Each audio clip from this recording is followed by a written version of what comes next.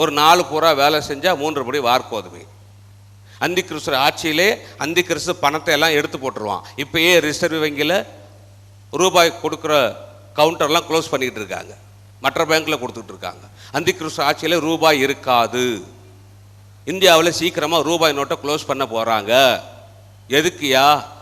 பைபிளில் சொல்லியிருக்கு. எப்படி? போக போக சொல்கிறேன்.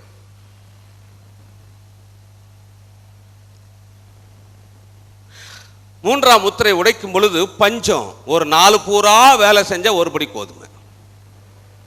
இப்போ எல்லாம் ஆயிரக்கணக்காக சம்பளம். அப்போ சம்பளம்லாம் இல்லை, பணமெல்லாம் இல்லை. 1 படி கோதுமை வேலை செஞ்சவனுக்கு தான், இல்லைன்னாலும் இல்லை. டாக்டரா இன்ஜினியரா ஒரு 4 பூரா வேலை செய்றீங்களா, 1 படி கோதுமை. அப்படின்னா என்ன? பஞ்சம். மூன்றாம் முத்திரை உடைக்கும் பொழுது பஞ்சம். எங்கயா பஞ்சம்? உலகம் பூரா பஞ்சம். மூன்றாம் முத்திரை உடைக்கும் பொழுது உலகம் பூரா பஞ்சம். ஜனங்க சாப்பாட்டுக்கு அடிச்சுக்கிட்டு சாவுவாங்க.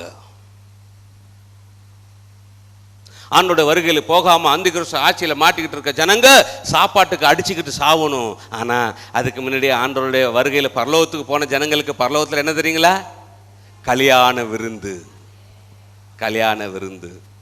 ஏசப்பாவோடு கூட கல்யாண விருந்து. அதுதான் நம்ம வசனத்தில் பார்க்குறோம். வெளிப்படுத்தல் 19:9.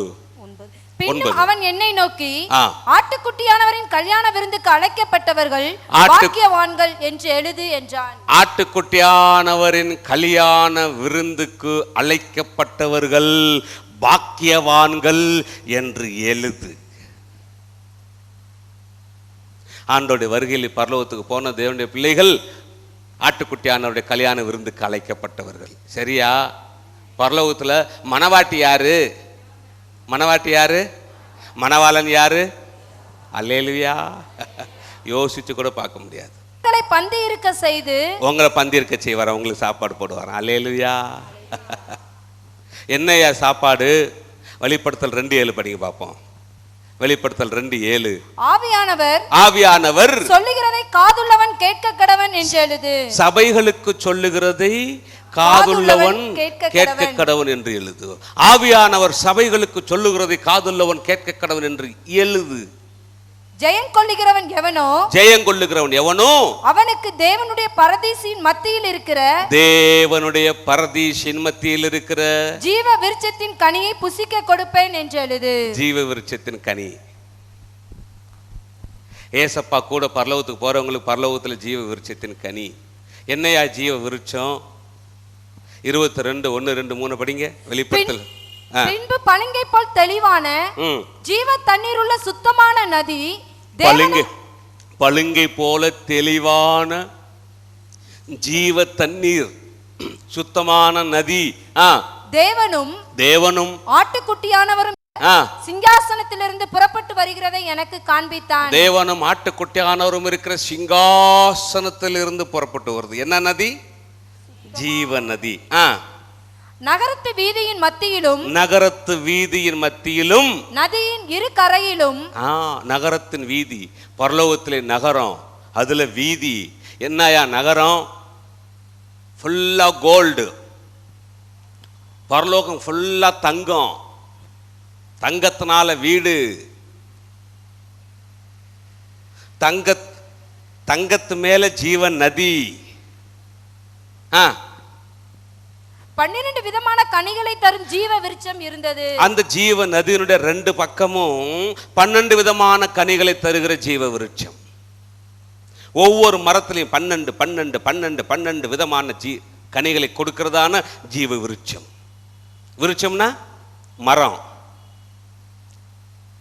ஒவ்வொரு மரத்திலையும் 12 விதமான கனிகள். சரியா? எவ்வளவு நாளுக்கு ஒரு தடவை பலன் கொடுக்குது? அது மாதந்தோறும் தன் கனியை கொடுக்கும். அல்லேலூயா. எப்படி கனி கொடுக்குதா? மாசம். இப்ப இருக்கிற மரம் எல்லாம் வருஷத்துக்கு ஒரு தடவை. பூச்சி அடிச்சிருச்சுன்னா அதுவும் இல்லை. ஆனா பரலோகத்தில் பூச்சியும் இல்லை. மாசம் கனி, ஜீவ தண்ணீர், ஜீவ விருட்சம், 12 விதமான கனிகள். ஒவ்வொரு மரத்திலையும் ஜீவ தண்ணீர். கல்யாண விருந்து, பரலோகம் தங்கம், வெயிலாவது உஷ்ணமாவது படுவதில்லை அப்படின்னா என்ன? ஃபுல்லா பரலோகம், ஃபுல்லா ஏசி. கவனிங்க, எல்லாரும் கவனிங்க. சுகம் அப்படின்னு சொல்லிட்டு நீங்க கெட்ட யோசனை பண்ணிக்கிட்டு இருக்கீங்கள இந்த பூமியில, அந்த சுகத்தை விட 1000 மடங்கு அதிகமான சுகத்தை உங்களுக்காக ஏசப்பா பரலோகத்தில் வச்சுக்கிட்டு காத்துக்கிட்டு இருக்காரு. விட்டுறாதீங்க. அல்லேலூயா. விட்டுறாதீங்க, விட்டுறாதீங்க. ஐயா, மண்ணில் விளையிற மாம்பழமே எவ்வளோ டேஸ்டாக இருக்கே, தங்கத்தில் விளையிற பழம் எவ்வளோ டேஸ்டாக இருக்க போகுதோ. வேணுமா? வேணுமா? நீங்கள் சொன்னது மாதிரியே ஏசப்பா உங்களுக்கு கொடுப்பார். அல்லேலூயா. இன்னும் நம்முடைய சரீரம் எப்படி இருக்க போகுது அதெல்லாம் நம்ம பார்க்க போகிறோம்.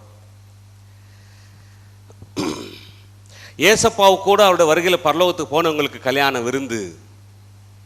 ஆனால் பரலோகத்துக்கு அவருடைய வருகையில் போகாமல் அந்த பூமியில் கைவிடப்பட்ட ஜனங்கள் சாப்பாட்டுக்கு அடிச்சுக்கிட்டு சாகணும். சாப்பாட்டுக்கு அடிச்சுக்கிட்டு சாகணும்.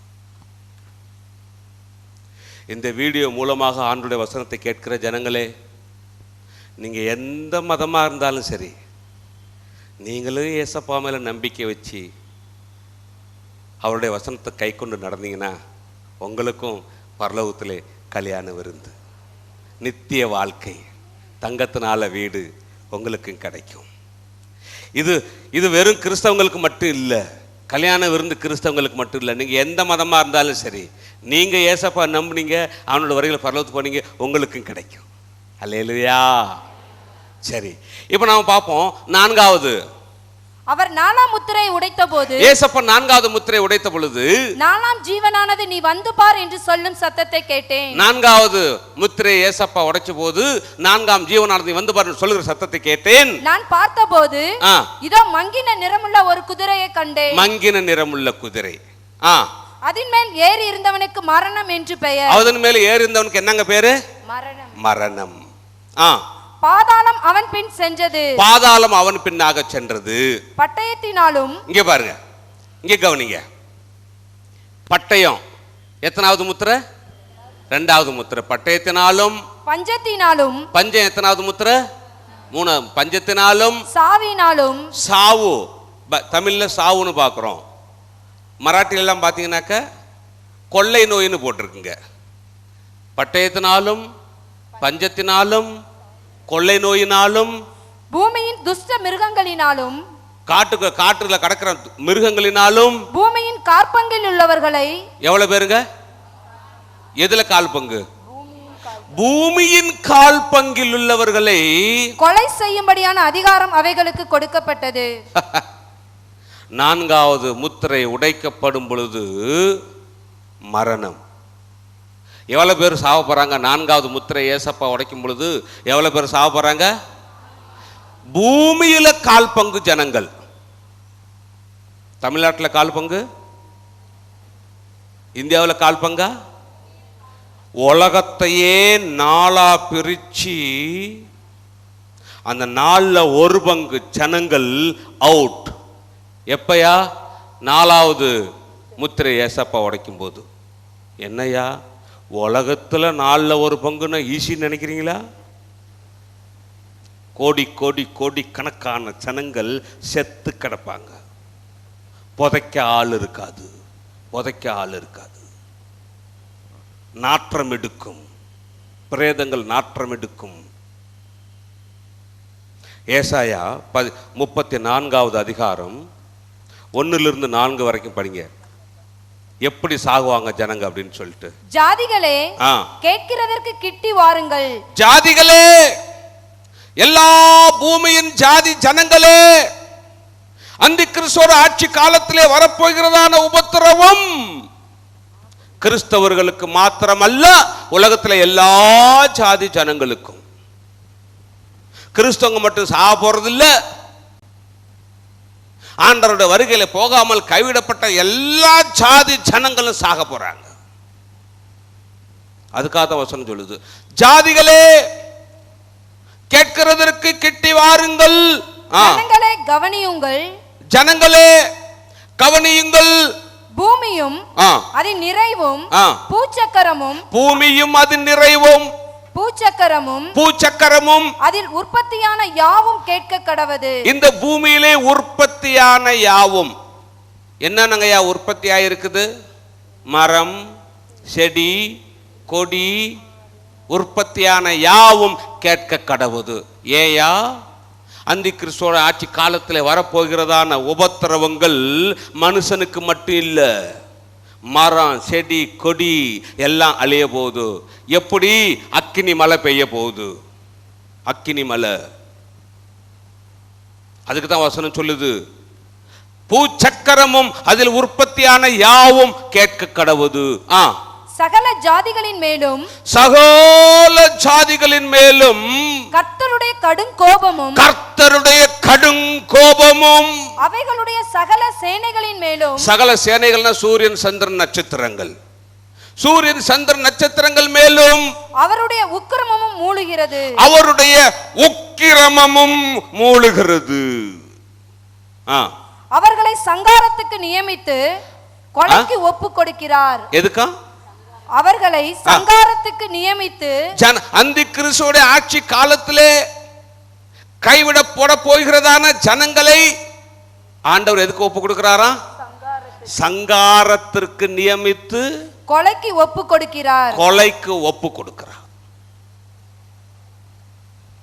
அதைத்தான் நம்ம இரண்டாவது முத்திரை பார்க்கிறோம்.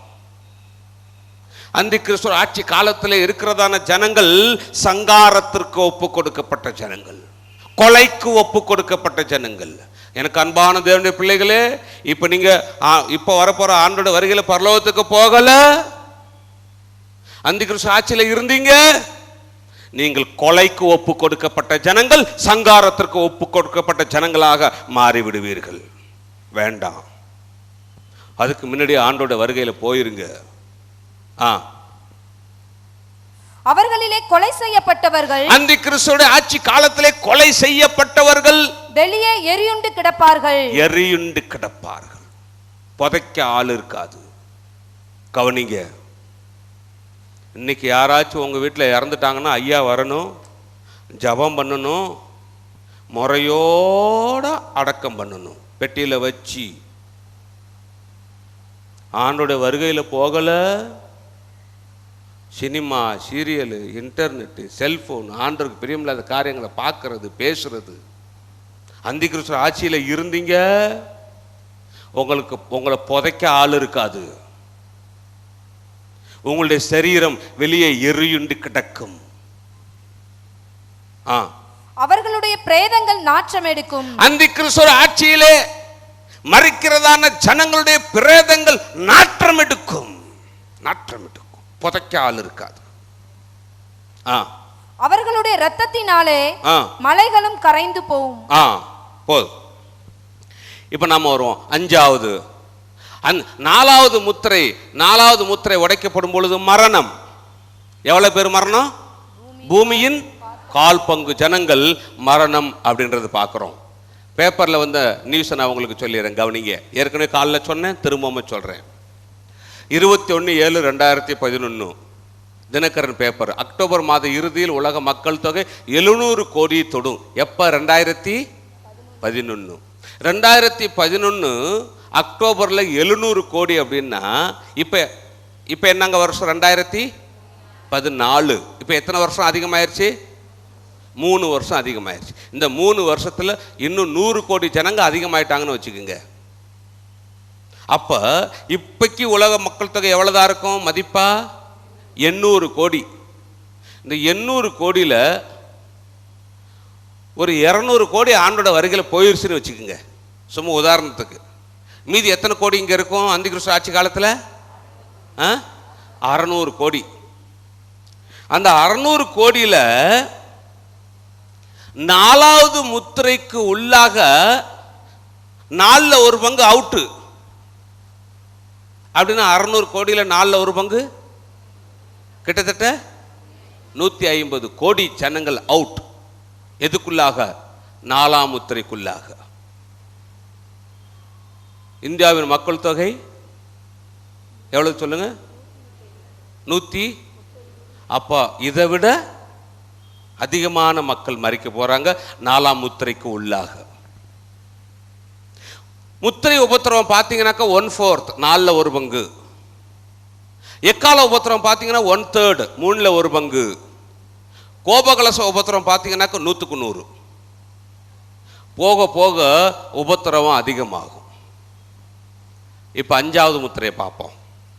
அவர் 5ஆம் முத்திரையை உடைத்த போது, ஆண்டவராகிய இயேசு கிறிஸ்து 5ஆம் முத்திரையை உடைத்த பொழுது, தேவ வசனத்தின் நிமித்தமும், தேவனுடைய வசனத்தின் நிமித்தமும், தாங்கள் கொடுத்த சாட்சியின் நிமித்தமும், தாங்கள் கொடுத்த சாட்சியின் நிமித்தமும், கொல்லப்பட்டவருடைய ஆத்துமாக்களை, இரத்த சாட்சி தேவனுடைய பிள்ளைகள், ஆண்டவருக்காக இரத்த சாட்சியாக மரித்த தேவனுடைய பிள்ளைகள் பலிபீடத்தின் கீழே கண்டேன். பரலோகத்திலே பலிபீடத்தின் கீழே கண்டேன். ஆட்டுக்குட்டியானவர் 5ஆம் முத்திரை உடைத்த பொழுது பரலோகத்திலே பலிபீடத்தின் கீழே இரத்த சாட்சி தேவனுடைய பிள்ளைகள் அவங்க ஜெபம் பண்றாங்க. என்ன ஜெபம் பண்றாங்க படிங்கம்மா?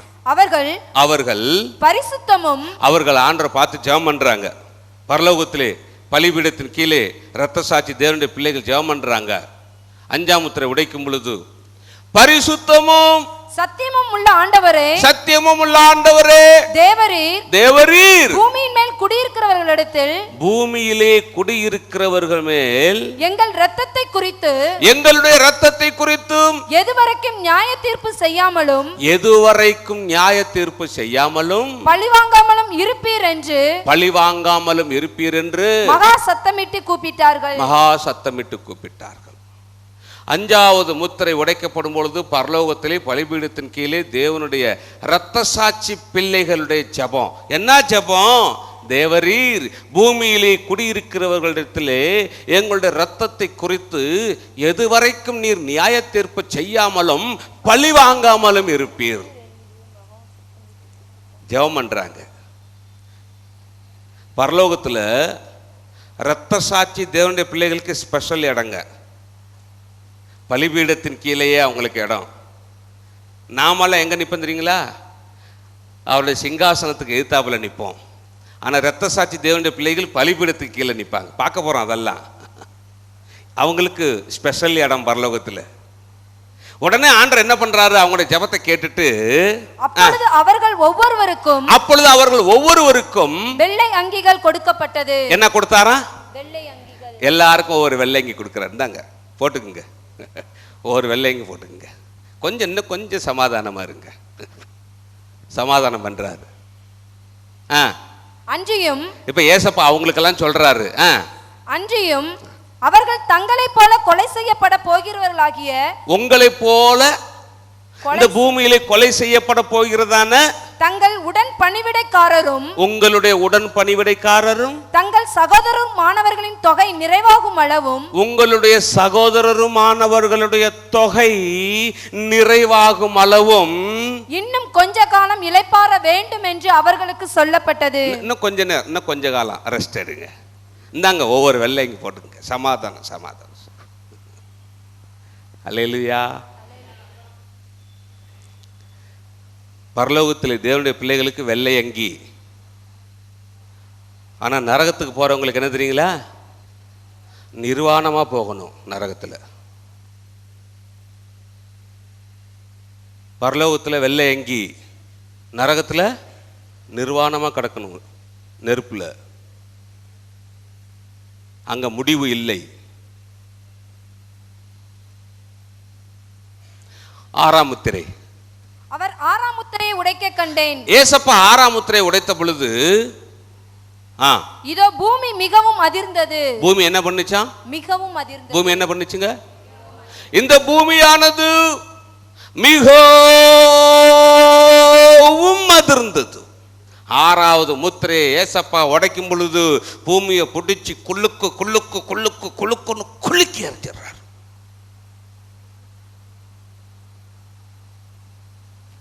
என்ன நடக்க போகுது? தொடர்ந்து படிங்க. சூரியன் கருப்பு கம்பளியை போல கருத்தது. சூரியன் ஆச்சுங்க? கருப்பு கம்பளியை கருப்பா மாறிடுச்சு. ஏசப்பா 6ஆம் முத்திரை உடைக்கும் பொழுது இந்த பூமியை குலுக்குல சூரியன் கருப்பா மாறிடுச்சு, சந்திரன் ரத்தம் போலாயிற்று, சந்திரன் ரத்தமா மாறிடுச்சு, அத்திமரமானது பெரும் காற்றினாலே அசைக்கப்படும் பொழுது அதன் காய்கள் உதிர்கிறது போல வானத்தின் நட்சத்திரங்களும் பூமியிலே விழுந்தது. அத்திமரமானது காற்றினாலே அசைக்கப்படும் பொழுது அதன் காய்களை உதிர்கிறது போல வானத்தின் நட்சத்திரங்கள் எங்க விழுந்துச்சா? எங்க விழுந்துச்சு? எல்லாரும் சொல்லுங்க. பூமியிலன்னா பூமியிலன்னா ஒருவேளை நீங்க இருந்தீங்க உங்க தலையில தான். இது ஆண்டவருடைய வசனம். வானத்தின் நட்சத்திரம் உங்க தலையில விழுந்துச்சு. அந்தி கிறிஸ்து ஆட்சியில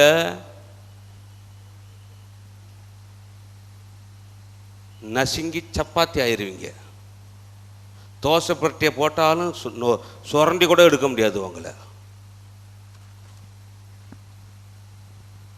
ஆண்டவருடைய உக்கிரத்தின் காலம். 1-2 நட்சத்திரம் உள்ள போறது இல்லை.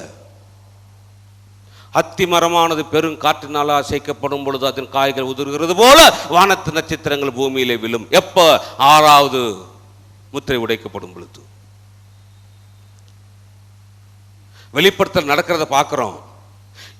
யோவேல் தீர்க்கதரிசி சொல்லியிருக்காரு பழைய ஏற்பாட்டில். அதையே என்னென்ன நடக்க போதோ அதை ஆண்டவர் ஏற்கனவே சொல்லியிருக்காரு பழைய ஏற்பாட்டில் தீர்க்கதரிசி மூலமா. அந்தி கிறிஸ்துவோட ஆட்சி காலத்தில் நடக்க போகிற 21 உபத்திரவங்களையும் பழைய ஏற்பாட்டில் சொல்லியிருக்காரு ஆண்டவர். யோவேல் 2:31 படிங்கம்மா. கர்த்தருடைய பெரிதும் பயங்கரமுமான நாள் வரும் முன்னே, கர்த்தருடைய பெரிதும் பயங்கரமுமான நாள் வரும் முன்னே சூரியன் இருளாகவும் சந்திரன் இரத்தமாகவும் மாறும். யோவேல் சொல்லியிருக்காரு பழைய ஏற்பாட்டில் சூரியன் கருப்பா மாறும், சந்திரன் ரத்தமா மாறும். அதுதான் வெளிப்படுத்தல நடக்க போகுது. சரியா? பழைய ஏற்பாடு பார்த்தோம், வெளிப்படுத்தல பார்த்தோம். விஞ்ஞானிகள் என்ன சொல்றாங்க? 3 தடவை பேப்பர்ல வந்ததை உங்களுக்கு படிச்சு காமிக்கிறேன். கன்னட பேப்பர் 2 ஏப்ரல் 2001 கர்நாடகாவில் பேப்பரில் வந்தது, கன்னட லாங்குவேஜில். அமெரிக்காவின் நாசா விஞ்ஞானிகள் சூரியனை படம் பிடிச்சி போட்டிருக்காங்க 2001. 13 வருஷத்துக்கு முன்னாடியே. என்ன? கருப்பு டாட் ஆல்ரெடி சூரியனில் விழுந்துருச்சு. வர்ற நாட்களில் சூரியன் கருப்பாக மாறும். 2001 திரும்பவுமா 2002 ஆகஸ்ட் கன்னட பேப்பரில் வந்தது. சூரியனை ಬೆಳಕಿಗೂ கத்தரி, சூரியனுடைய வெளிச்சமும் கட்டாக போகுது. வர நாட்களில் சூரியன் கருப்பாக மாறும். திரும்பவுமா 2004 சூரியனை படம் பிடிச்சி போட்டிருக்காங்க அமெரிக்க நாசா விஞ்ஞானிகள். சொல்றாங்க ஆல்ரெடி கருப்பா மாறிக்கிட்டு இருக்கு சூரியன், வருகிற நாட்களில் சூரியன் கருப்பாக மாறும். பழைய ஏற்பாட்டில் யோவேல் தீர்க்கதரிசி மூலமா சொல்றாரு. வெளிப்படுத்த நடக்குது. விஞ்ஞானிகளும் அதான் சொல்றாங்க. உலகத்தில் இருக்கிற எல்லா ஜனங்களே கவனிங்க. அந்தி கிறிஸ்துவோட ஆட்சி காலத்திலே கருப்பாக மாறுவதற்கு சூரியன் ரெடி. ஆனால் அதற்கு முன்னாடியே வரப்போறாரே ஆண்டவர் தன்னுடைய பிள்ளைகளை பரலோகத்துக்கு அழைச்சிட்டு போறதுக்கு, அதுக்கு நீங்க ரெடியா? சூரியனை பார்த்துட்டோம். அடுத்தது சந்திரன் ரத்தமா மாறுமா?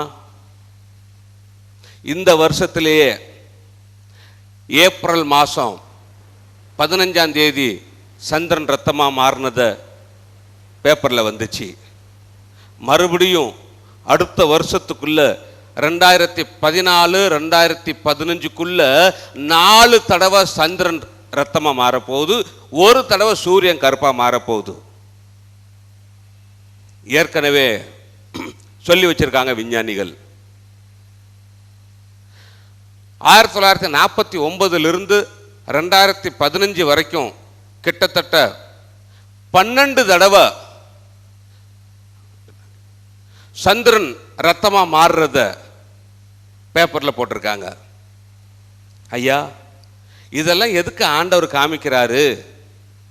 அந்தி கிறிஸ்துவோட ஆட்சி காலத்திலே முழுசும் ரத்தமா மாறப்போதே சந்திரன், அதுக்கு இப்பயே கொஞ்சம் கொஞ்சம் ஆண்டவர் காமிக்கிறாரு. எதுக்காக? என் பிள்ளைங்களா ரெடியா இருங்க. என் வருகை சீக்கிரமா இருக்குது. இப்ப ரத்தமா மாறுதே சந்திரன், அதனால ஜனங்கள் பாதிக்கப்பட மாட்டாங்க. ஏன்? ஒரு நாள் 2 நாள் சரியா போயிடும். ஆனா அந்தி கிறிஸ்து ஆட்சியில பர்மனண்டா அப்ப பாதிக்கப்படுவார்கள். அந்தி கிறிஸ்து ஆட்சியிலே ரத்தமா மாறப்போகிற சந்திரனை இப்பயே கொஞ்சம் கொஞ்சம் அப்ப நடக்க வச்சு ஆண்டவர் நமக்கு காமிக்கிறார். ஏன்? என் பிள்ளைங்களா ரெடியா இருங்க, என் வருகை சமீபமா இருக்குது. வானத்தின் நட்சத்திரங்கள் பூமியின் மேல விழுமா? குங்குமம் அப்படின்ற தமிழ் மேகசின்ல வந்தது 2010. என்ன? அப்போபிஸ் அப்படின்ற ஒரு எரி கல்லு, ஒரு பெரிய மலை போன்ற கல்லு பூமியில உள்ள போகுது. அமெரிக்க நாசா விஞ்ஞானிகள் சொல்லியிருந்தாங்க 2010, 4 வருஷத்துக்கு முன்னாடி. எப்போ உள்ள போகுது? 2036. விண்கல் மோதி நொறுங்குமா பூமி. அப்போபிஸ் அப்படின்றதான ஒரு விண்கல் 2036 உழுவுன்னு அமெரிக்க நாசா விஞ்ஞானிகள் எழுதியிருக்காங்க. அதனுடைய எவ்வளவு அகலம்? 350 மீட்டர் அகலத்தில் இருக்கும் இந்த பிரமாண்ட விண்கல் 2036 ஏப்ரல் 13 பூமியின் மீது மோதக்கூடும் என்பதுதான் நடுக்கத்துக்கு காரணம். 2036 பூமியில உழுன்னு சொன்னாங்க. ரஷ்ய விஞ்ஞானி அனடோலி பெர்மினோவ் அவரும் சொன்னாரு அப்போபிஸ் பூமியில மோத போகுது 2036. ஆனா எப்போ மோதுனுச்சு தெரியுங்களா? போன வருஷம் மோதுனுச்சு. ரஷ்யாவில் எரிகள் தாக்கி 1000 பேர் காயம். அதே அப்போபிஸ் எரிகள் ரஷ்யாவில் விழுந்து, ஆனா பூமியின் கண்ட்ரோல்ல வரும்போது அந்த எரிக்கல்ல வெடிச்சு தூளாகி பூமியின் மேல விழுந்ததுனால பெரிய பாதிப்பு இல்லை. விஞ்ஞானிகள் என்ன நினைச்சிட்டு இருந்தாங்க? 350 மீட்டர் அப்படின்னா எத்தனை கிலோமீட்டரு? ஒரு கிலோமீட்டருக்கு எத்தனை மீட்டருங்க? 100 மீட்டர். 350 மீட்டர்னா எத்தனை கிலோமீட்டரு? 3 கிலோமீட்டர். 3 கிலோமீட்டர் அகலம் இருக்கிற அந்த கல்லு லட்சக்கணக்கான கிலோமீட்டர் வேகத்தில் பூமியில் அடிச்சிச்சுன்னா பூமியை ஓட்ட போட்டுக்கிட்டு போகும்னு நினச்சிக்கிட்டு இருந்தாங்க. நான் பூமியின் கண்ட்ரோலில் வரும்போது வெடிச்சு விழுந்ததுனால, மண்ணு தூளாகி விழுந்ததுனால 1000 பேர் மட்டும் காயம். ஏன்? இப்ப ஜனங்க பாதிக்கப்படக்கூடாது, இப்ப சாகக்கூடாது. அந்தி கிறிஸ்து ஆட்சியிலே வானத்தின் நட்சத்திரங்கள் உளுந்து பூமியில ஜனங்க சாக போறாங்களே, அதுக்கு 1-2 உதாரணம் இப்பயே ஆண்டவர் காமிக்கிறார். எதுக்கு? என் பிள்ளைங்களா ஜாக்கிரதையா இருங்க, என் வருகை ரொம்ப சீக்கிரம். இப்ப சாகக்கூடாது, ஆனா சாகணும். எப்ப சாகணும்? அந்தி கிறிஸ்து ஆட்சி காலத்துல சாகணும்.